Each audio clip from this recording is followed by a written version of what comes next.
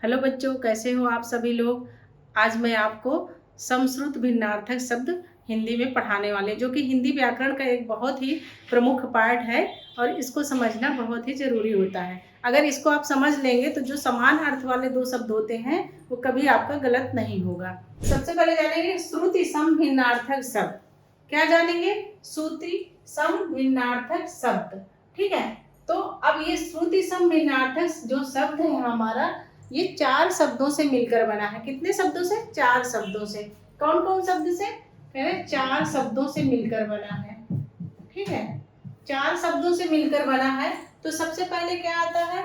श्रुति आता है, फिर सम आता है, और फिर आपका भिन्न हो गया, और प्लस हो गया आपका अर्थ। ठीक है, श्रुति सम, श्रुति सम, फिर भिन्न और फिर अर्थ। ठीक, अब श्रुति का मतलब क्या होता है?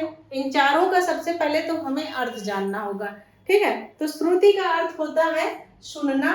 ठीक है, श्रुति का अर्थ होता है सुनना, सम का अर्थ होता है समान, और भिन्न का अर्थ होता है अलग। ठीक है, और अर्थ का अर्थ होता है अर्थ बताने वाला। तो सुनना, समान, अलग और अर्थ बताने वाला। ठीक, तो इसका अर्थ क्या होता है? श्रुति सम भिन्नार्थक शब्द का अर्थ क्या होता है? सुनने में समान लगने वाले किंतु भिन्न अर्थ बताने वाले दो शब्द। कितने शब्द? 2 शब्द। ठीक है, 2 शब्द अर्थात वे शब्द जो सुनने में और उच्चारण करने में समान प्रतीत हो किंतु उनके अर्थ भिन्न भिन्न हो, वे श्रुति भिन्नार्थक शब्द कहलाते हैं। ठीक, अब इसकी परिभाषा जानते हैं। परिभाषा क्या है इसकी? हिंदी में कुछ ऐसे शब्द होते हैं जो पढ़ने और सुनने में लगभग एक समान जैसे लगते हैं, परंतु उसका अर्थ अलग अलग होता है। इन शब्दों को श्रुति सम या समश्रुत भिन्नार्थक शब्द कहते हैं। क्या कहते हैं? श्रुति सम या समश्रुत। ठीक है, इसको ध्यान रखना कि श्रुति सम या समश्रुति शब्द भिन्नार्थक शब्द कहते हैं, और समश्रुति को, श्रुति सम को हम समुच्चारित शब्द, समुच्चारित भिन्नार्थक शब्द और शब्द युग्म भी कहते हैं। ठीक, कहने का मतलब है कि इसकी परिभाषा है कि हमारी हिंदी भाषा में कुछ ऐसे शब्द होते हैं जो उच्चारण करने, पढ़ने और सुनने में एक जैसे लगते हैं, लेकिन उनका अर्थ अलग अलग होता है। ये दोनों शब्द, ठीक है, कौन सा? अंश और अंश, दोनों शब्द सुनने में समान लग रहे हैं। ठीक है, सुनने में तो समान लग रहे हैं लेकिन समान है नहीं। दोनों का शब्द का जो अर्थ है वो अलग अलग है। जैसे अंश, अंश मीन्स क्या होता है? अंश का अर्थ क्या होता है? कंधा। ठीक है, और दूसरा जो अंश है उसका अर्थ होता है हिस्सा। ठीक, पहले वाले अंश का अर्थ क्या है? कंधा हो जाएगा। ठीक, और दूसरा वाला जो हमारा अंश है इसका अर्थ होता है हिस्सा।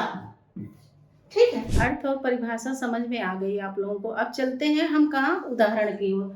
तो कुछ प्रमुख श्रुति सम भिन्नार्थक शब्द लेते हैं उदाहरण के लिए। तो जैसे मैंने पहला लिया कुल और कूल। ठीक है, कुल और कूल, तो देखिए इसमें मात्राओं का अंतर है।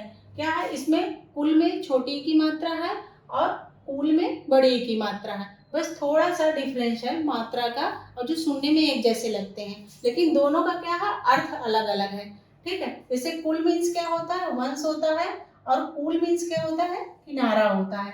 ठीक, तो ये पहला हो गया। दूसरा है नीड है और फिर नीर है।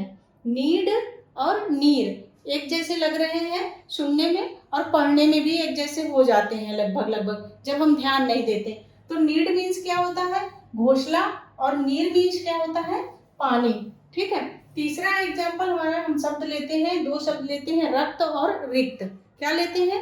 रक्त और रिक्त। तो रक्त मीन्स क्या होता है? खून होता है, और रिक्त मीन्स क्या होता है? खाली जगह, यानी खाली। तो रक्त मीन्स खून और रिक्त मीन्स खाली। अगला चौथा हम 2 शब्द लेते हैं, ग्रह और ग्रह। तो ग्रह और ग्रह दोनों में क्या है? छोटा और बड़ा का अंतर है। ठीक है, रे की मात्रा का अंतर है। ठीक है, तो ग्रह मीन्स क्या होता है? घर होता है, और ग्रह माने क्या होता है? नक्षत्र होता है। अगला शब्द लेते हैं अनल और अनिल। ये 2 शब्द हमने लिए, कौन कौन से? अनल और अनिल। तो अनल मीन्स क्या होता है? आग होता है। अनिल मीन्स होता है हवा। यानी इसका अर्थ, अनल का अर्थ है आग और अनिल का अर्थ है हवा। शब्द है हमारे दो और पढ़ने सुनने में लगभग एक जैसे लगते हैं, लेकिन दोनों के अर्थ क्या है? भिन्न भिन्न है। भिन्न भिन्न का मतलब अलग अलग है। ठीक, अगला शब्द लेते हैं अणु और अणु। क्या है? अणु और अणु। तो दोनों में क्या है? मात्राएं सेम है, ठीक है, लेकिन वर्णों का अंतर है। एक में ना है और दूसरे में ड़ा है। ठीक है, तो अणु मीन्स क्या होता है? छोटा, और अणु मीन्स क्या होता है? कण। ठीक है, यानी इसका अर्थ है कण और अणु का अर्थ है छोटा। ठीक, अगला शब्द लेते हैं हम क्रांति और कांति, यानी कांति और क्रांति। ठीक, दो शब्द हैं, दोनों लगभग एक जैसे हैं, पढ़ने में भी, बोलने में भी और सुनने में भी। ठीक, लेकिन कांति का मतलब होता है, हम सब जानते हैं, चमक होती है। ठीक, तो क्या होती है? चमक होती है। और क्रांति का क्या होता है? यानी उलट फेर। इसका अर्थ होता है क्रांति आ गई। ठीक है, तो कहीं कुछ बदलाव आ गया, उलट फेर हो गया। ठीक, और अगला शब्द है कृति और कृति। ठीक है, कृति और कृति। तो इसमें क्या है? मात्राओं का अंतर है, यानी छोटी ई की मात्रा लगी है इसमें, और इसमें क्या लगी है? बड़ी ई की मात्रा लगी है। तो लेकिन जब हम पढ़ते हैं और बोलते हैं, सुनते हैं, तो लगभग एक जैसे लगता है, यानी एक समान लगता है।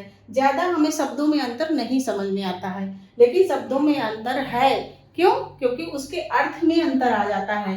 कृति का मतलब होता है क्या? रचना, यानी कोई रचना करना। ठीक है, अब कृति का मतलब होता है निपुण, किसी चीज में निपुण होना। अभी तक मैंने जो समान ध्वनि वाले शब्दों के उदाहरण बताए वो आपको समझ में आ गए होंगे।